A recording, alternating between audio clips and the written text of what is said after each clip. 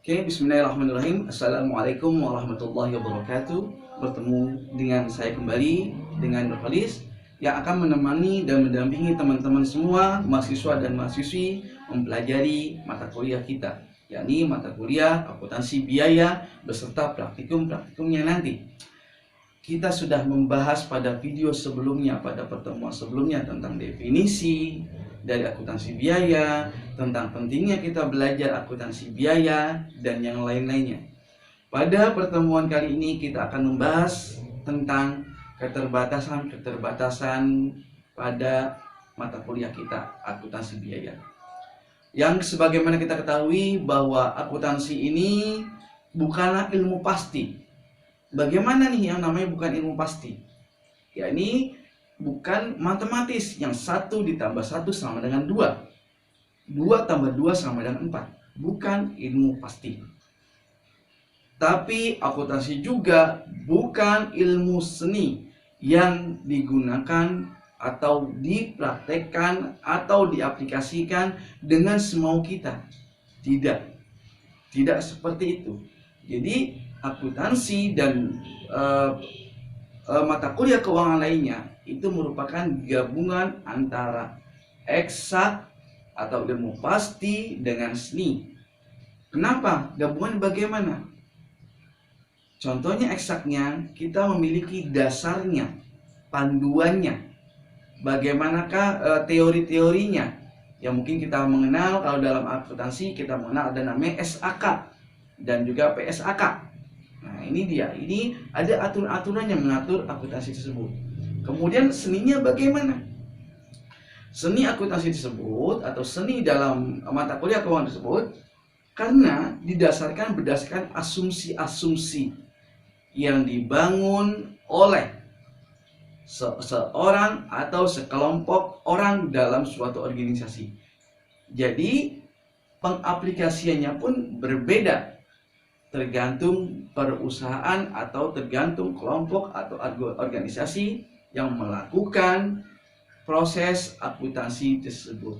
Jadi akuntansi adalah gabungan antara eksak dan seni. Disinilah terjadinya keterbatasan akuntansi. Ya, kenapa saya jelaskan seperti ini di awal?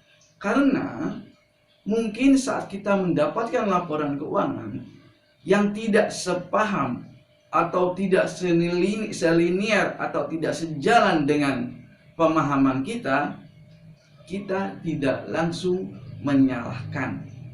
Kita tidak langsung menjustifikasi. Nah, kita harus mengetahui bagaimanakah proses terbentuknya hal tersebut. Karena berbeda tujuan. Misalkan masing-masing tujuan organisasi berbeda. Ada organisasi yang non-profit dan ada yang organisasi profit oriented. Nah, ini dia, kita harus memahami di sini. Dan juga selain organisasi juga terkait dengan skala perusahaannya tersebut. Ada perusahaan besar, perusahaan menengah, perusahaan kecil. Nah, ini bagaimana perbedaannya? Dan juga tergantung asumsi-asumsi yang dibentuk tadi, yang saya katakan di awal bahwa akuntansi adalah gabungan antara seni dan eksak. Dan kita masing-masing memiliki asumsi atau pendapat atau pemikiran yang bervariatif. Masing-masing orang memiliki variasi. Masing-masing orang memiliki pemikiran masing-masing yang berbeda. Kita tidak boleh menyalahkan tanpa ada dasar. Nah, itulah keterbatasan. Jadi keterbatasan akuntansi biaya yang kita pelajari ini kurang lebih ada 4 hal, yakni akuntansi biaya atau akuntansi dan mata kuliah keuangan lainnya itu bukanlah ilmu pasti. Dan bagaimana penggunaannya, bagaimana prosesnya, itu tergantung dari tujuan masing-masing organisasi.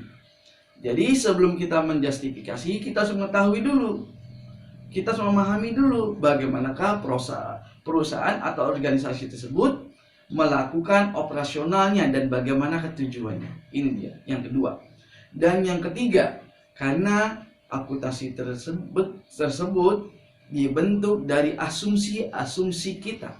Ada unsur humannya, ada unsur manusianya. Nah, ini dia. Itu keterbatasan yang ketiga. Dan keterbatasan yang terakhir atau yang keempat adalah perbedaan sudut pandang kita. Bagaimanakah kita melihatnya? Mungkin kalau kita sebagai calon kreditur atau yang memberikan bantuan dana atau mencairkan kredit kepada suatu perusahaan, kita akan memandang berbeda terkait dengan biaya-biaya. Berbeda juga kalau kita berada di internal manajemen, karena biasanya perusahaan atau manajemen tersebut lebih senang apabila operasional perusahaan tersebut menggunakan uang yang lain, tidak bersumber dari dana pribadinya atau modal sendirinya. Dari manakah uang yang lain tersebut? Ya, ini baik dari perbankan yang diambil, atau dari saham, atau dari surat utang yang dikeluarkan. Inilah perbedaannya antara internal manajemen perusahaan dengan misalkan calon krediturnya. Berbeda menyikapi terhadap akun-akun yang ada pada akuntansi itu sendiri. Demikian dari saya pada video kali ini mengenai keterbatasan kita dalam mempelajari akuntansi biaya dan mata keuangan lainnya.